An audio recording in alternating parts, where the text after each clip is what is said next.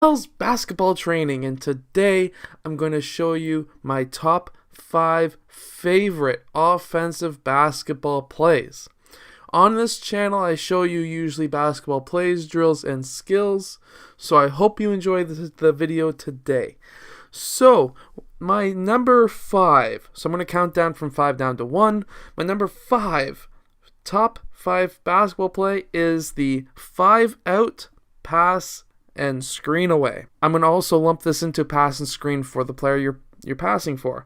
So for the pass and screen away, self-explanatory. Number 1 passes to player 2 as an example. 1 will screen for player 3. 3 will use that screen.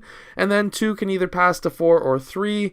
And if he passes to player 3, he will screen for player 4. Now, when you're screening away, you don't have to just fill in the spot where the player came from. You can also cut towards the rim and pop back out.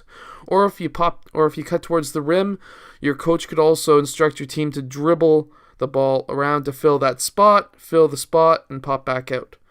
Those are the different options. Now for the screen 4, player 3 will pass to player 1 and screen for player 1, who will use that screen, and 3 will roll towards the basket. If he's not open, then he will then clear out to the opposite side of the court, and everyone will then fill the spots.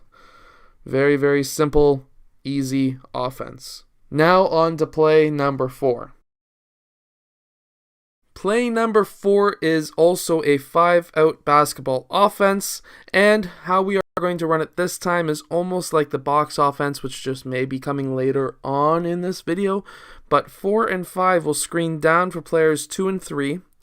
And then those 2 players will then use that screen. They could pop up for a 3-point shot, or one could pop up and the other will then cut towards the rim, or they could both,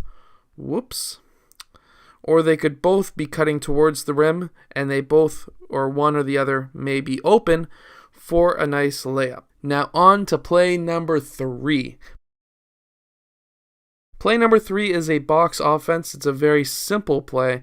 This play is used primarily, usually just for elementary school teams, grade 6, grade 7, grade 8.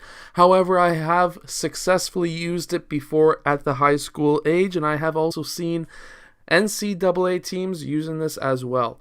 So first, 4 and 5 will screen down on players 2 and 3, and those 2 players will then pop out to the 3-point line.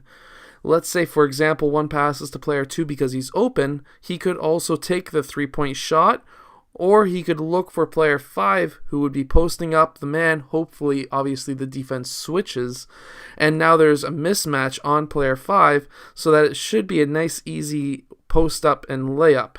That is what we hope. Now on to play number 2. Anyways, so in this play, this is my second favorite play. You're going to find out that a lot of my plays are very simple. I like to run simple plays mainly because it's easier for your players to learn, so they learn it faster, and then you can win more games earlier on in the season. Because generally you don't have too many practices before your season actually starts. So first in this play, as you can see, this is going to be a triangle offense. And how we're going to be doing this is player 1 is going to be passing to player 2. 1 is then going to cut down to the post and out, where 2 could pass to player 1. Now this is going to be a triangle motion offense. You've seen this on my channel before. And so here in this play, we're going to have, if player 2 was to pass to player 1, 2 will then screen for player 1. And if there's nothing happening over here, let's say 1 passes to 5 again, and there's nothing there. There's 0, zilch, nada. We need to swing that ball around. So player 4 is going to screen for player 3. 5 is going to pass out, or could pass across to player 3. Generally, you want to pass it out and then dribble up and across. And then at this point in time, we're going to have player 4 go down into the low post. And then 2 is going to continue through using a double screen. 3 is going to pass to player 2. 2 is going to dribble up. Now you've got a triangle offense all over again on that side. And you will be continuing this through over and over until, of course, you run out of time on the shot clock, and then you better shoot the ball. Now on to my favorite play. Now this is number 1. There's a reason because of that.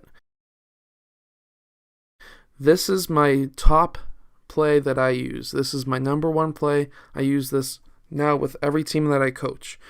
If you have a team that has at least one really good shooter, and I don't mean by a guy who's like, oh, he's a good shooter. I mean an actual legitimate, really good shooting player.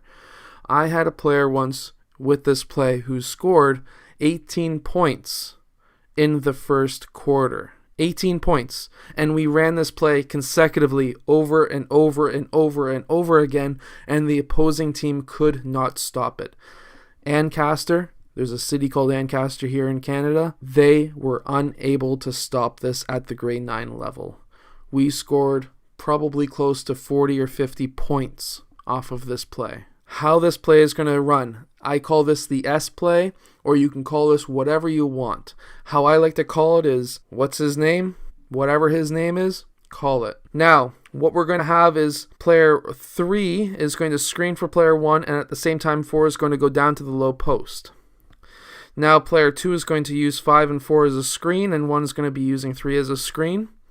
Now both of these players should be open, so if they could both take a shot. However, this is your shooter. This is the guy you want to shoot the 3-point shot. 1 is going to pass him the ball for the 3. He needs to have a nice quick shot, and believe me, this play will definitely work.